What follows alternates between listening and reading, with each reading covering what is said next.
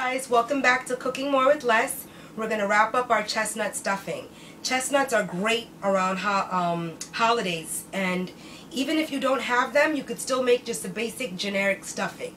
But because I saw them on sale at the market, I wanted to pick them up and incorporate them in a traditional stuffing that you can make at any time, just as like a side dish for all your fillers. So what I've done is I've already cut up 2 stalks of celery.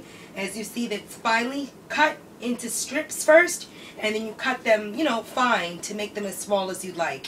I also cut up a half of white onion. I have my stalks of thyme out and all of my ingredients that I'm going to incorporate in a basic stuffing. French bread. So many of us get baguettes that we don't eat during the week, or you have, I would say, bread that you use during the week for your family, and not many people keep the top slice. You know that top slice, it's a little hard, it's called the end piece. I collect my end pieces because we don't always eat them. People go to the middle parts of the bread to get the soft parts. So what you can do is, when you are saving your end pieces of bread during the week, put them in a plastic bag.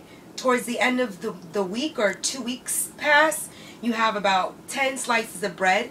Just throw in a little bit of filler and make a nice stuffing. You can add it to sweet potatoes, to some green beans, just as a nice side dish. So I wanted to show, even though I don't usually use white bread, I usually use like the ends of my Ezekiel, or any type of wheat bread can work as well.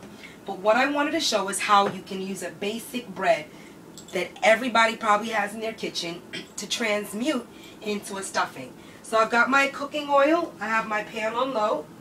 I'm going to go ahead and throw some coconut oil in there and bring it up to a high temperature. So that's on high. We're going to add our onions and our celery just straight in.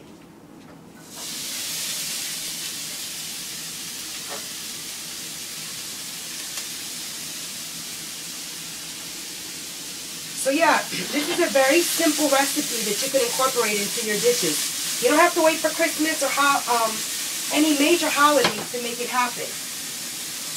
So I've got my stuff in there. I'm going to go ahead and chop up my bread, and you can rip it up. You don't have to have any specific way that you do it. Go ahead and rip up your bread. Basic stuffing for holidays.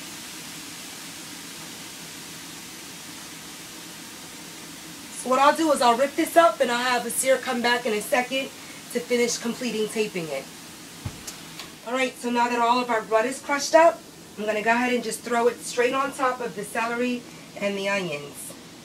And this is where it gets kind of fun. You add all your seasonings in it towards this time. You can just keep it on the thing. Just bringing the bread in. No one needs to see the other nasty details.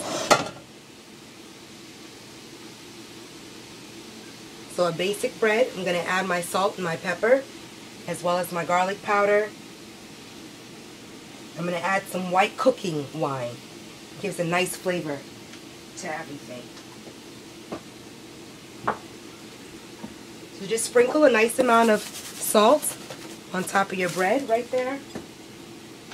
A little bit of garlic powder. As you can see, I'm not stingy with my ingredients. No specific way you have to do it, and you can use a basic white bread or any bread that your family uses. So I go ahead and grind some fresh pepper in that.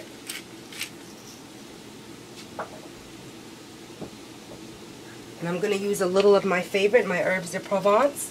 Has some nice rosemary, some thyme, some coriander, some marjoram. And then you throw your much needed thyme stalks in. What I'm going to do, though, is just give this a nice little twirl.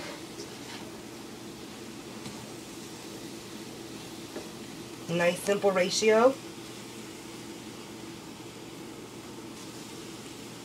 So you can see I'm just going through the larger chunks with my hand. We literally have like 10 minutes to finish this. And I wanted to show, even when you're in a rush, you can make a basic stuffing and really add some pizzazz and flavor to all your other side dishes.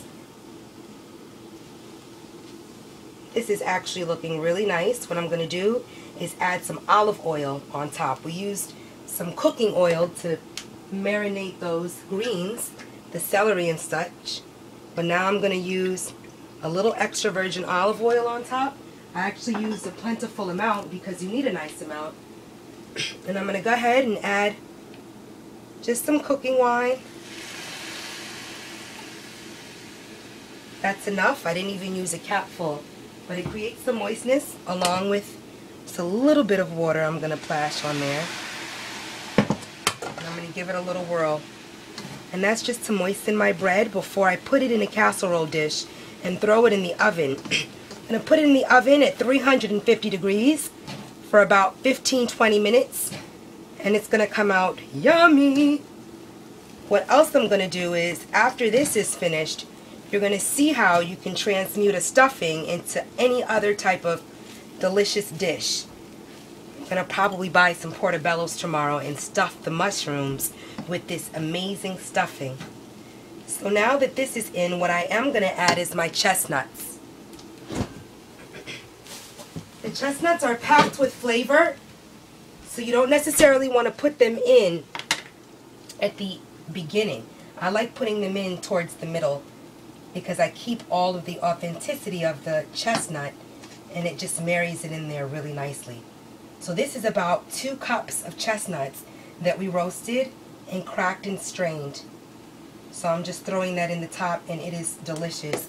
It gives a nice creamy and rich texture to your stuffing. Really, really nice. So I actually enjoy holiday time because you can get all these unique items that you sometimes don't find in your market all the time. So my chestnuts are in there. I'm going to go ahead and add my stalks of thyme.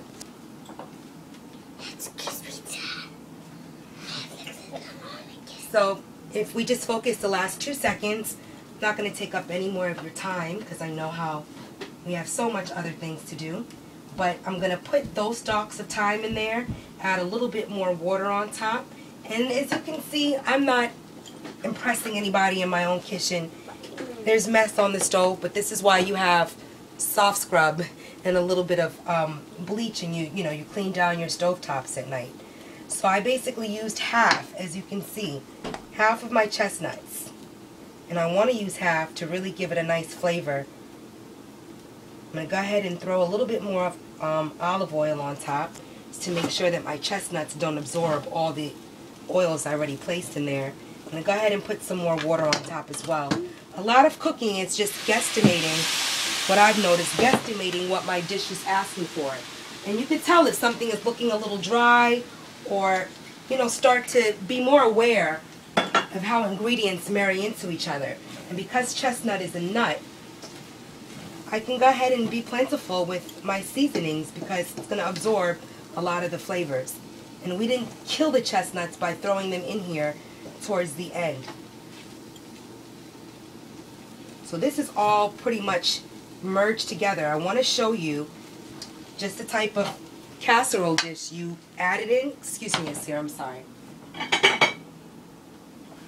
It's about 9 o'clock right now. We got home from a long day and literally had to send out some invites for a class that Aseer teaches on Wednesday, down to the wire, to the point that I'm like, please, I want to use the chestnuts when they're good. They've been in my stove for 2-3 days now, but it's not like I have somebody sitting in my kitchen ready with a camera to take note of what we're doing. So a lot of it is organizing my time, and I'm doing my best to bring you some dishes that you can incorporate in your family when you're crunched for time, when you don't have a whole lot of time. And again, see how simple that is? Really come on top here. Thanks, love.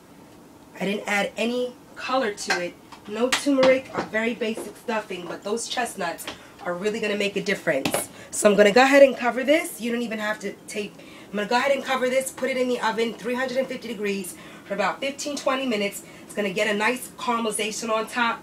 Everything's going to marry into one another, and I'm going to be ready to add this chestnut stuffing to about any side dish and make it fantastic. Same thing, tomorrow we'll probably get some portobellos and show you how you can stuff your mushrooms and add a nice little addition to your already made dish. Thank you so much for encouraging me to continue to bring you guys simple recipes that are actually really healthy. We didn't use any dairy, no chicken stock, no beef stock. You can add a little vegetable bouillon, but because our vegetables were already at the base of it, we don't really need a whole bunch of that. Adding the water is kind of the supplement of vegetable broth, per se. So we didn't use any cubes, anything artificial, all organic, all really natural stuff except the bread. And hey, sometimes we run out of options and we have a whole bunch of old bread, and what do you do with it? Chop up some onions, some celery, some thyme, and make it fabulous. Cooking more with less. Thanks so much. I'm throwing this in the oven. We're teaching class. Have a great night, and thanks again for being encouraging. Hotep.